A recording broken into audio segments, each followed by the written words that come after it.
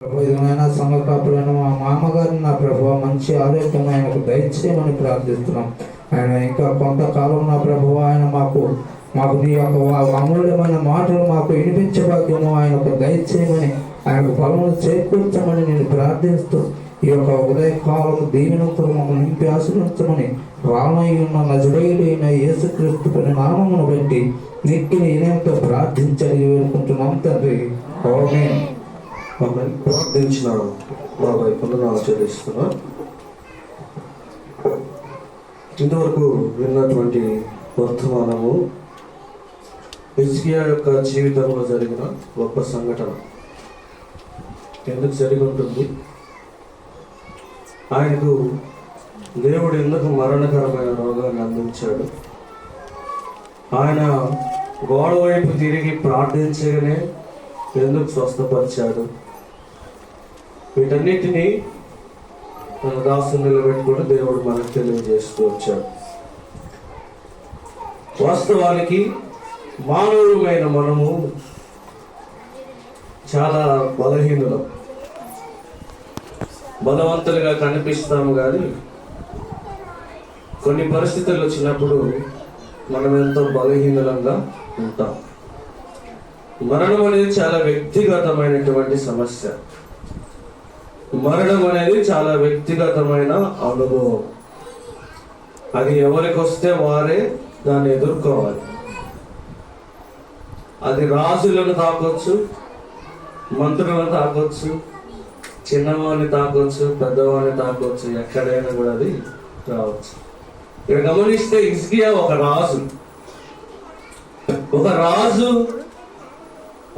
తన యొక్క పటిష్టమైనటువంటి కోటలో ఉన్నటువంటి వ్యక్తి, బలమైన వ్యక్తి, తను అనుకుంటే ఏదైనా సాధించగలిగే వ్యక్తి, కానీ గోడ వైపు తిరిగి ఏడుస్తున్నాడంట. ఏడుపుల గోడ అని ఈ రోజుకి ఇశ్రాయేలీలు అదే పద్ధతి అవలంబిస్తారు. ఇజ్రాయెల్ దేశంలో ఏదైతే సొలొమోను కట్టిన మందిరం ఉందో ఆ మందిరం తాలూకు ఒక చిన్న గోడ కనబడితే పెద్దది గోడ, ఆ గోడ మాత్రమే ఉంది అక్కడ. దాని దగ్గరకు వెళ్ళి ఇశ్రాయేలు ప్రార్థన చేస్తారు. వాళ్ళకి ప్రార్థన స్థలము లేదు. దానికి మార్గదర్శి ఎవరైనా ఉన్నారంటే అది హిజ్కియా. ఈయన ఏ గోడ తట్టే తిరిగి ప్రార్థన చేశాడో అదే గోడను దేవుడు వాళ్ళకు మిగిలిస్తే ఈరోజు ఇశ్రాయేలులకు మందిరం లేదు. అదే గోడలకు వాళ్ళు ప్రార్థన చేస్తారు, గోడ తట్టు తిరిగి. అయితే దేవుడు ఎందుకు తప్పిస్తాడు ప్రార్థన చేసినప్పుడు? ఎందుకు ఒక మనిషిని ప్రార్థనను ఆయన ఆలకించి విడిపిస్తాడు అని మనం జ్ఞాపకం చేసుకుంటే చూడండి, 91వ కీర్తన 14వ వచనం చూడండి.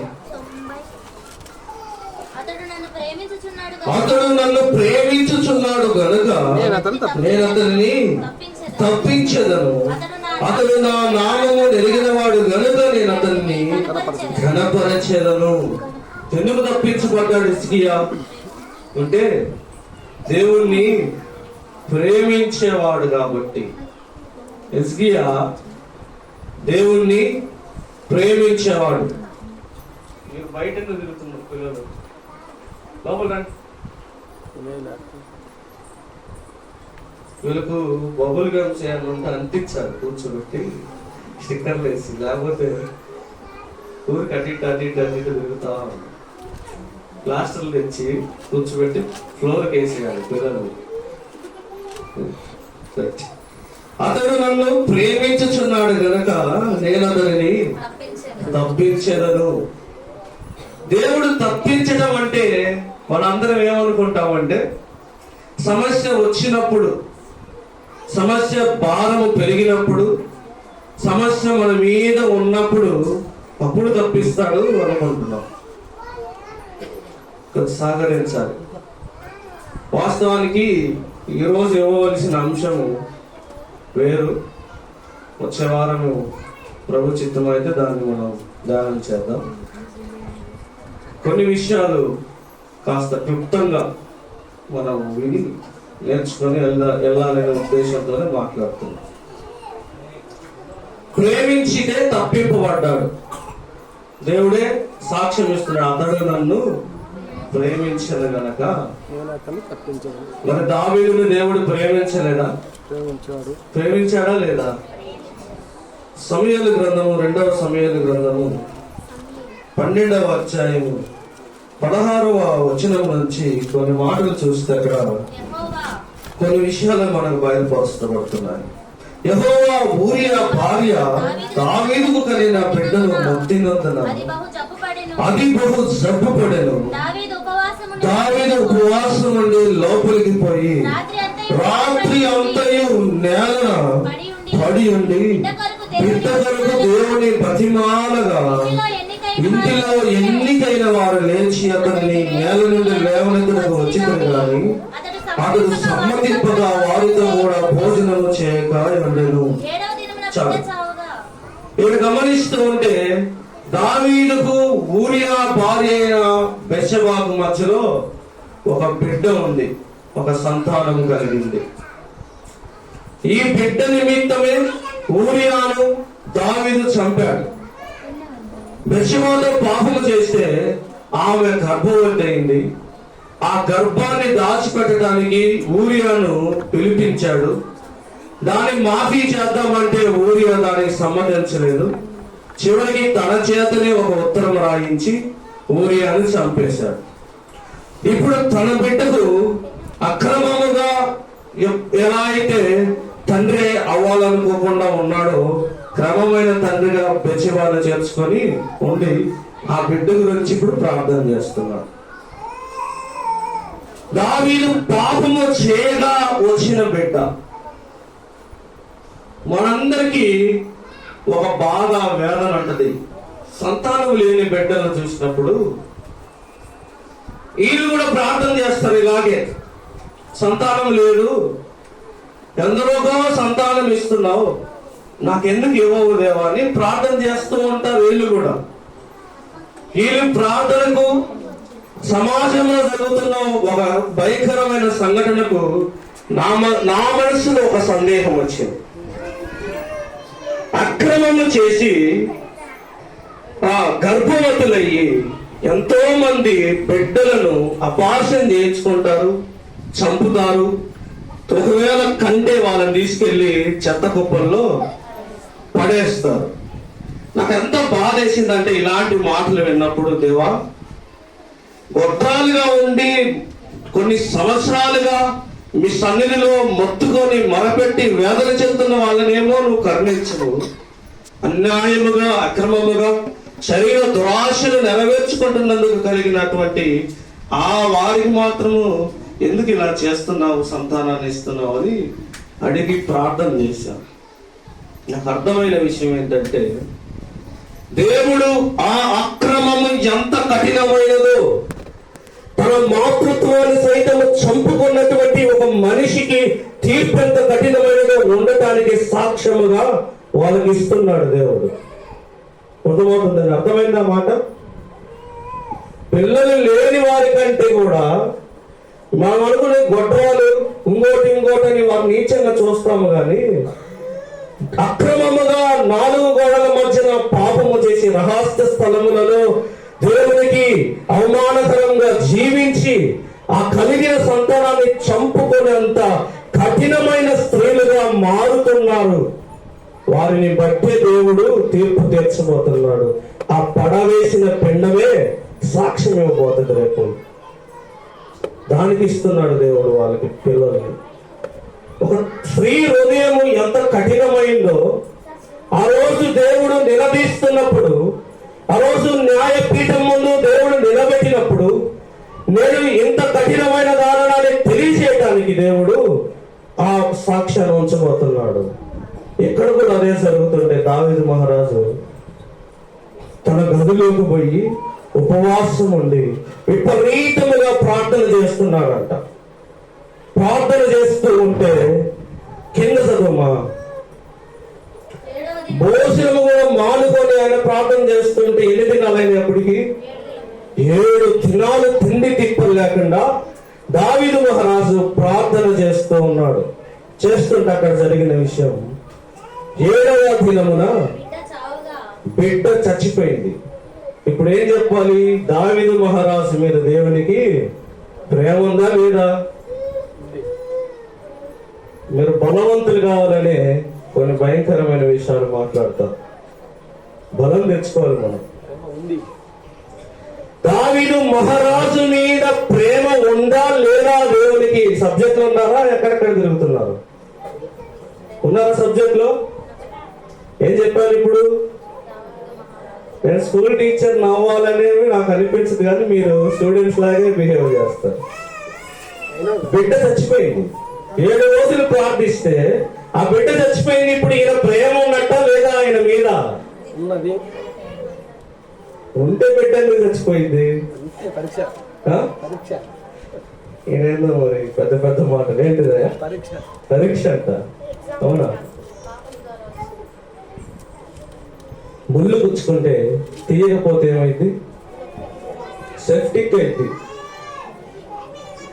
ముళ్ళు గుచ్చుకొని చీంపట్టి నాని నాని నాని అదేమైంది చివరకు? ముళ్ళు తీసేటప్పుడు మనకు అర్థం కాదు, మనకు నొప్పే. ఫినిష్ పెడుతుంటే ఎవరికైనా ఆనందంగా ఉంటుందా? ముళ్ళే తీసేది నీకు తెలుసు, ముళ్ళు తీస్తుంది, కానీ ఫినిష్ దగ్గరకు వస్తుంది సేపు ఏమనిపిస్తుంది? ఏదో దడ. ఫినిష్కే అంత భయపడుతున్నాం మనం. ఒకవేళ దేవుని చేతి నుంచి జారిపోతే, అగ్నిగుండంలో పడితే ఎంత భయపడతామో. నరిచినా కూడా విడిపించడు దేవుడు. ఆ ముళ్ళు తీసేస్తున్నప్పుడు ఏడ్చాడు, గింజుకున్నాడు, మొర పెట్టాడు. 7 రోజులు భోజనం మానేసి గిలగిల కొట్టుకొని ఉంటాడు, నా బిడ్డ నా బిడ్డ అని. చచ్చిపోయిన మాట విన్నాడంట. కింద చదువుతురమ్మ గుసగుసలు ఆడుతుంటే విన్నాడంట. ఇప్పుడు చెప్పాలి మన భక్తి ఏంటి? మన భక్తి చెప్పాలి. సక్సెస్ అయితేనే భక్తి మంది కదా. కోరిక నెరవేరితేనే భక్తి. దేవుడు కార్యం చేశాడు, ఆశీర్వదించాడు. కోరిక తీరకపోతే ఈ మందిరం కాదు కానీ ఇంకొక మందిరంకి వెళ్ళి ట్రై చేద్దాం.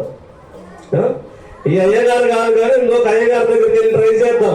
ఏమన్నా వర్కౌట్ అయిద్దాం. పిచ్చి, అమాయకత్వం, మూర్ఖత్వం. దేవుడు నిన్ను ప్రేమిస్తే ఆయన చేసేవన్నీ నీకు ఇష్టంగానే ఉంటాయి. అతడు నన్ను ప్రేమించదు కనుక నేను అతనిని తప్పించదు. దావీదు మహారాజు అడిగిన మాట ఇక నెరవేరలేదు. 7 రోజులు ప్రార్థిస్తే బిడ్డ చచ్చిపోయాడు. ఆయన చూడండి లేచి ఏమంటున్నాడు చూడండి. ఇప్పుడు బిడ్డ చనిపోయిందని మనం అతనితో చెప్పినలా తనకు తాను ఏమైనా చేసుకుంటాడేమో అని వీళ్ళు చెప్పలేదంట. చెప్పకుండా గుసగుసలు ఆడుకుంటారంట. ఈ మాటలు ఆయన చెవిలో పడి లేచి నేల నుండి లేచి స్నానము చేసి తైలము పూసుకొని వేరు వస్త్రములు ధరించి యెహోవా మందిరములో ప్రవేశించి మొక్కి తన ఇంటికి తిరిగి వచ్చి భోజనం చేస్తున్నాడు. అర్థమవుతుందమ్మా? బిడ్డ బాగలేనప్పుడు 7 రోజులు తన్నకవాడి భోజనం మానేసి గిలగిల కొట్టుకొని ప్రార్థన చేసిన వాడు బిడ్డ చచ్చిపోయిందంటే ఏమనుకోవాలి? ఏమనుకోవాలి చెప్పండి? 7 ఏళ్ళు ఏడవాలి, అంతేనా? కనీసం నెలన్నా ఏడవాలి. బిడ్డ చచ్చిపోయినాడంటే ఒక నెలన్నా దుఃఖపడాలి. ఆయన పోయి దేవాలయంలోకి వెళ్ళి చర్చిలోకి వెళ్ళి మొక్కి వచ్చి భోజనం చేస్తున్నాడంట. భోజనం వాళ్ళకి ఆశ్చర్యం వేసింది. ఇంత దొంగ భక్తుడు ఏం చేస్తాను అనుకున్నారు. ఏమని? బిడ్డ ఉన్నన్ని రోజులు బాగలేదన్న రోజులేమో భోజనం మానేసి ప్రార్థన చేశాడు. ఇప్పుడు లేదనగానే పోయి గబక్కిన నీళ్ళు పోసుకొని వచ్చి కూర్చున్నాడు. ఏం అసలు ఇతని స్ట్రాటజీ ఏం అర్థం కావట్లేదని వాళ్ళు అనుకుంటున్నారు. వాళ్ళు అనుకుంటున్నప్పుడు దావీదు మహారాజు సమాధానం ఇస్తున్నాడు. ఏంటంట ఇక్కడ చూడండి 11వ వచనం నుంచి. అప్పుడు ఆమె చదవండి 22. అతడు బిడ్డ ప్రాణముతో ఉన్నప్పుడు దేవుడు నా యందు కనికరించి వారిని బ్రతికించునేమో అనుకుని నేను ఉపవాసం ఉండి ఏడ్చుచుంటిని. ఇప్పుడు చనిపోయిన కనుక నేనెందుకు ఉపవాసం ఉండగలను? వాడిని తిరిగి రప్పించగలనా? నేను వాడి యొద్దకు పోవుదును గాని వాడు నా యొద్దకు మరలా రాడని వారితో చెప్పెను. ఓదార్పును ఎందుకు నమ్మాలంటే ప్రేమను దేవుని బిడ్డలారా, మరణం మార్చలేనిది. ఒక్కసారి తాకి వెళ్ళిపోయిందంటే అది మళ్ళీ తిరిగి రాదు. సత్యాన్ని ఎరిగిన వాడు కాబట్టి దేవుని హృదయానుసారుడయ్యాడు. సత్యముని ఎరిగి ప్రార్థించేవాడు కాబట్టి, సత్యముతో ప్రార్థించేవాడు కాబట్టి, ఉన్నది ఉన్నట్టుగా తెలుసుకొని ప్రార్థించినాడు కాబట్టి, చనిపోయిన వాడు తిరిగి రాడు కాబట్టి ఇంకా దేవుణ్ణి బతిమాలకూడదు, ఇక దేవుణ్ణి నిందించకూడదు, ఇక దేవుణ్ణి దూషించకూడదు అనుకొని ఓదార్పునుండాడు. అంత మాట మాట్లాడుతున్నాడంటే నేను వెళితే వెళ్తానేమో కానీ ఇంకా వాడు ఇంకా రాడు. వస్తారా? ఇదే ప్రార్థన మనం నేర్చుకోవాలి. మనం అనుకుంటాం ఎప్పుడో జరిగినాయి, పోగొట్టుకున్నాయి, ఈ రోజు జ్ఞాపకం చేసుకుని ఏడుస్తున్నామే. ప్రభు చిత్తానికి లోబడితే ఎంత బాగుంటుంది. మనందరము బలహీనమైన భక్తిలో ఉన్నాం. ఏంటంటే అనుకున్నది నెరవేరితే, లేకపోతే బతకలేం. అనుకున్నది అయితేనే, లేకపోతే జీవించలేం. పోగొట్టుకుంటే ఏమైంది? ఈరోజు నేను నిజంగా అభినందించాల్సిన విషయం ఏంటంటే, మా ప్రేమను గారు 8 గంటల నుంచి నాకు కనపడట్లేదు. వాడు ఎదుగుతున్నాడు, ఎక్కడికి పోయిండు, చర్చిలో ఉండాలి కదా, నాతో రెడీ రావాలి కదా అంటే వాడు నాకు కనపడలే. వాడికి రాత్రి కూడా చెప్పారు, ప్రేమానంద రేపు జాగ్రత్తగా ఆరాధన జరిగించాలి, నువ్వు ఉండు. ఉన్నాడు కదా వాడుకున్నావు అంటే కనపడలే. చూస్తే మా పెద్దమ్మ తీసుకొని పోయిందా పనికి. శనివారం ఆ రోజు వాడు వచ్చిన రోజు నుంచి పనికి రాలేని తిట్టి ఆదివారం ఎత్తుకొని వెళ్ళిపోయిందాం. కానీ ఈరోజు మీరందరూ పోగొట్టుకున్నారు. ఈరోజు వచ్చే కూలీలు కదా, మీ అందరిని దేవుడు దీవించను గాక. మీరు ఆశించిన రేవులకు ప్రభు మిమ్మల్ని నడిపించను గాక. ఇది కావాలి దేవునికి, ఇది అవసరము దేవునికి. ఏదో ఒకటైనా సరే ఆయన కోసం త్యజించి బ్రతకగలిగే శక్తి కావాలి. సత్యాన్ని అనుసరించి బ్రతకగలిగే శక్తి కావాలి. కుమారుడే పోతే ఎన్ని ఏళ్ళు ఏడవాలి, ఎన్ని సంవత్సరాలు ఏడవాలి. దావీదు మహారాజు దేవుని హృదయానుసారుడు అంట, అంతేనా? ఆయన చెప్తుంది, నా హృదయానుసారుడైన దావీదు. అందుకు ఆయన కొట్టిన దెబ్బను కూడా తట్టుకున్నాడు. ప్రార్థనకు విజయం ఎక్కడంటే దేవుని చిత్తాన్ని అంగీకరించినప్పుడు ప్రార్థనలో విజయం. ఈ మాట నేర్చుకోండి. నువ్వు ప్రార్థించినప్పుడు దేవుడు నీతో ఏ మాట అయితే మాట్లాడాడో దానిని అంగీకరించి చేయటమే విజయం ప్రార్థనకు. అది శక్తి, అది చిత్తము నెరవేర్చినప్పుడే మనం కూడా విజయంలోకి అడుగుపెడతాం.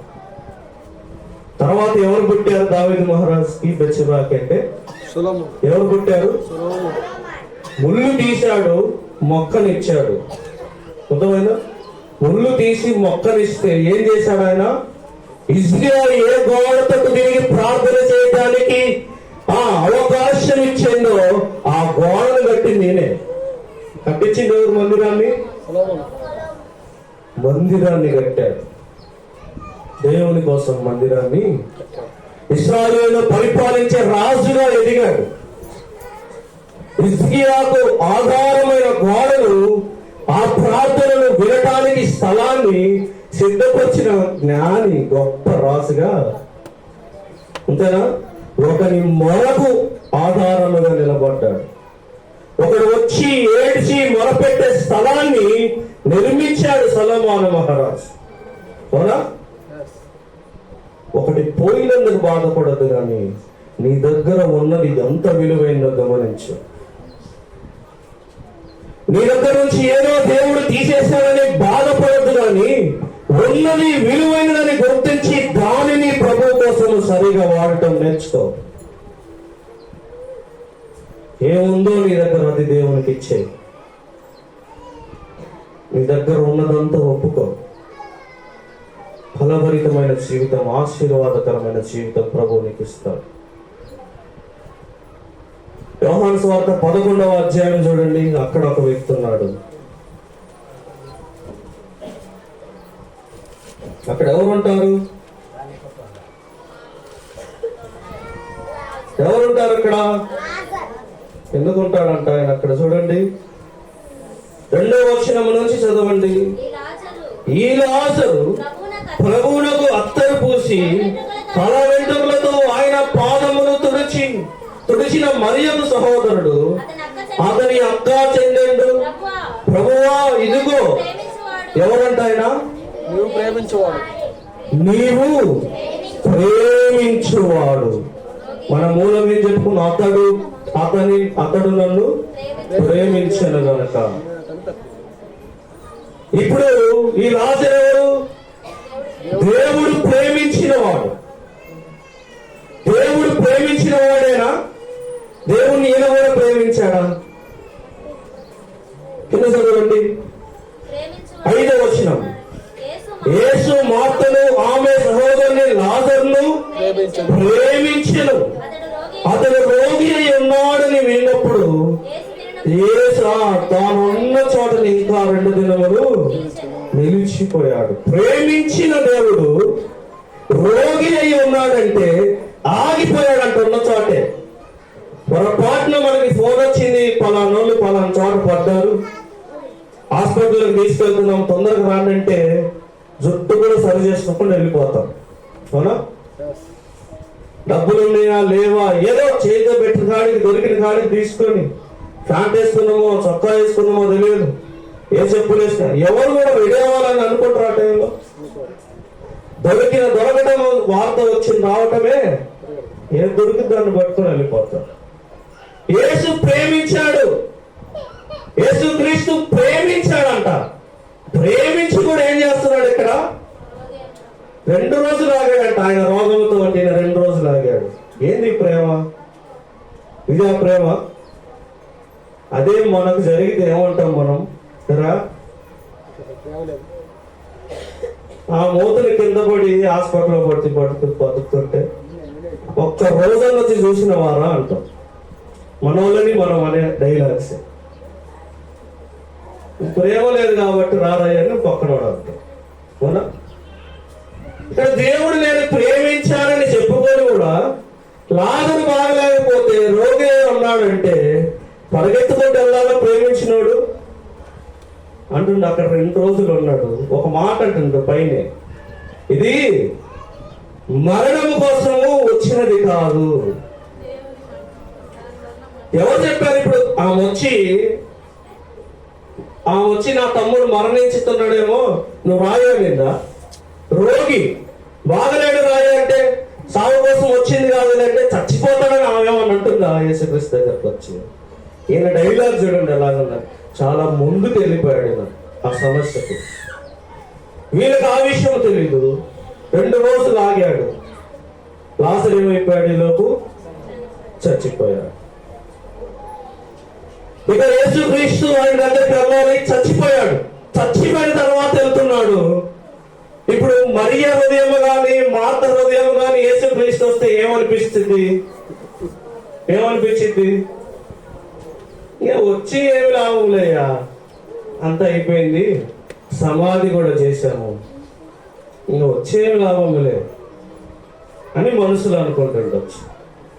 ఇప్పుడు చెప్పండి, మన సమస్య పెద్దదైపోయింది, విడిపోయింది, తెగిపోయింది, రాలిపోయింది. ఇక సమస్యను మార్చడానికి అవకాశం లేదు. డిసైడ్ అయిపోయాం. ప్రార్థన చేయడం కూడా మానుకున్నాం కదా, దాని గురించి అడగటమే మానేశాము. ఎందుకు? అయిపోయింది.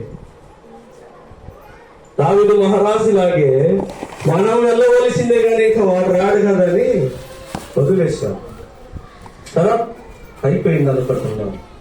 ఈరోజు మళ్ళీ దేవుడు మాట్లాడుతున్నాడు, ప్రార్థన చెయ్యి, అదే సమస్యను నేను తీరుస్తాను.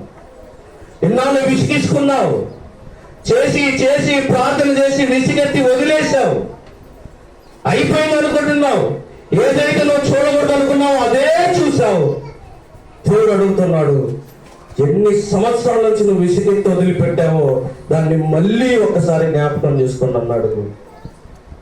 చచ్చిపోయిన వాడిని లేపడానికి వెళ్తుంటే మరి అంటది, నువ్వు ఉంటే బతికేటోడయ్యా, నువ్వుంటే ఇక్కడ బతికేటోడు, నువ్వు లేవు కాబట్టే చనిపోయాడు. సరే అమ్మా నేను ఇప్పుడు లేపుతానంటే అవును లేస్తాడు. ఎక్కడి నుంచి? సమాధిలో నుంచి. నువ్వు ఆకాశంలో రెండవ రాకడలు వస్తావే అప్పుడు లేస్తాడు. ఏమి గుర్తిస్తుంది ఆయన్ని? ఏమి తెలుస్తుంది ఆయన శక్తి గురించి? ఏం అర్థం చేసుకుంటున్నారు ఆ ఇద్దరు సహోదరులు? ఆయన నేను ప్రార్థన చేస్తే వస్తాడంటే అవును దేవుడు కనుక నీ మొర వింటే ఖచ్చితంగా లేస్తాడు. యేసుక్రీస్తు గురించి ఆమె గ్రహించట్లేదు, అర్థం చేసుకోవట్లేదు దేవుణ్ణి. ఈయన సర్వశక్తి గల దేవుడని ఆమె ఎరగలేదు. చూడండి ఆ వచనం చదవండి. ఇక్కడ యేసు అంటున్నాడు, 17వ వచనం చూడండి. యేసు వచ్చి అది వరకే 4 దినములు సమాధిలో ఉండనని తెలుసుకొనెను. బెతానియా యెరూషలేమునకు సమీపమై ఉండెను. దానికి ఇంచుమించు కోసెడు దూరము గనక ఇరువురు అనేకులు వారి సహోదరుని వచ్చి మార్తను మరియను ఓదార్చుటకి వారి వద్దకు వచ్చి ఉన్నది. మార్త యేసు వచ్చుచున్నాడని విని ఆయనను ఎదుర్కొని వెళ్ళెను.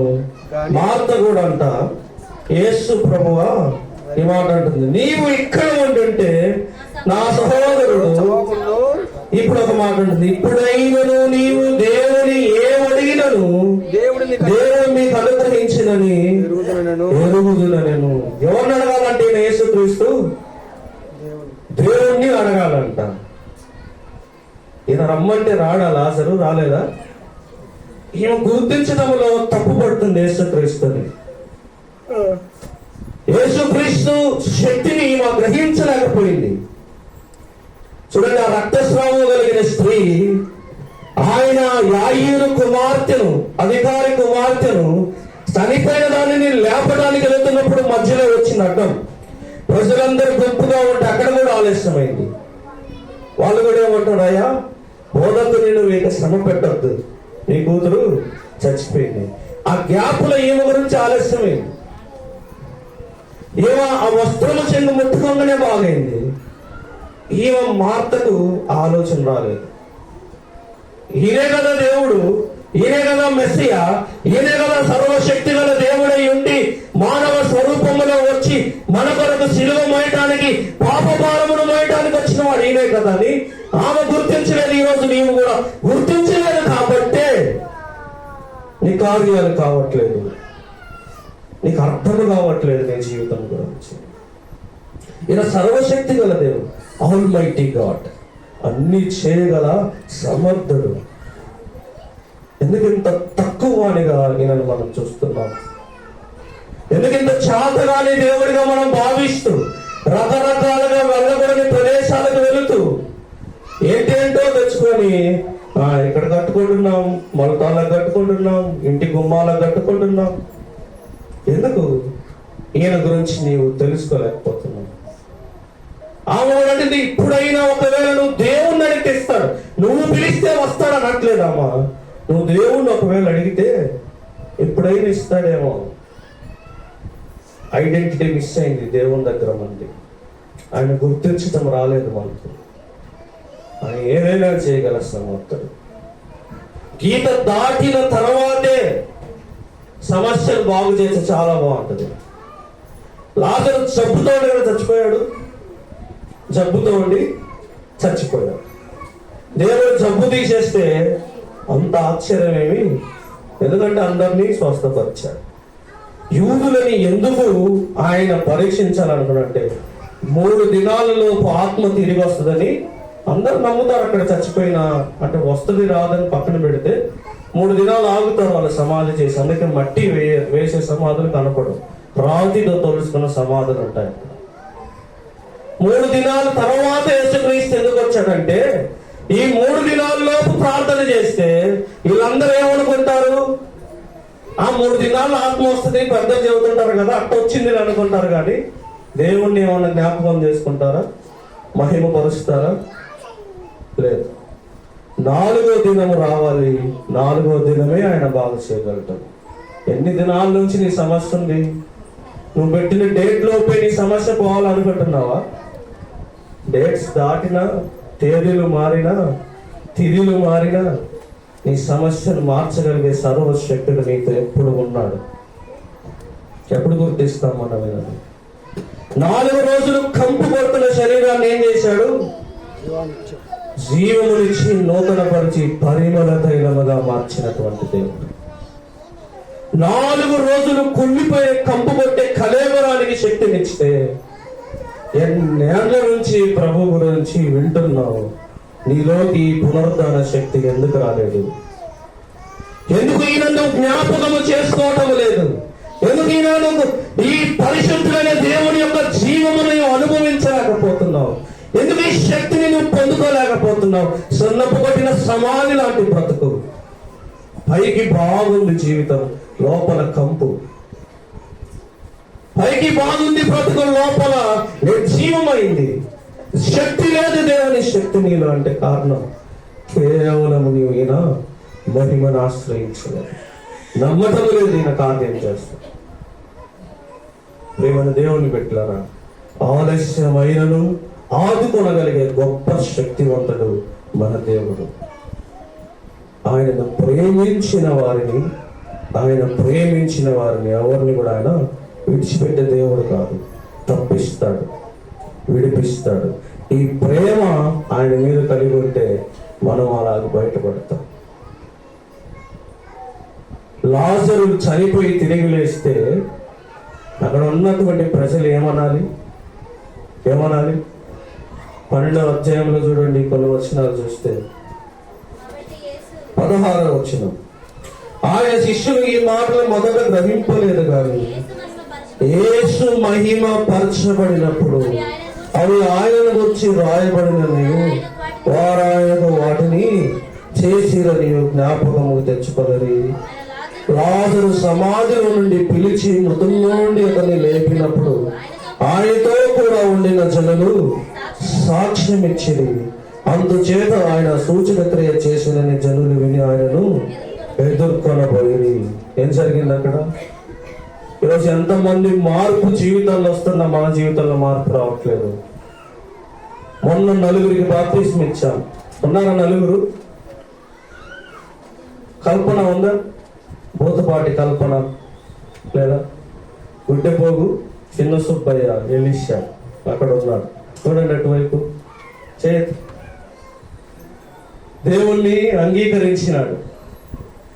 మృతమైనటువంటి సమాధి నుంచి లాజరు వలె నూతన జీవితం పొందుకొని వచ్చాడు. మార్పు రాదు కదా మనకు? అటువంటి మనిషి కూడా మారాడు అంటే నీకే తెలుసు ఆయన గురించి. ఆయన సుంకేసుల్లోనే ఉన్నాడు. ఆయన బయట దేశం నుంచి రాలేదు కదా.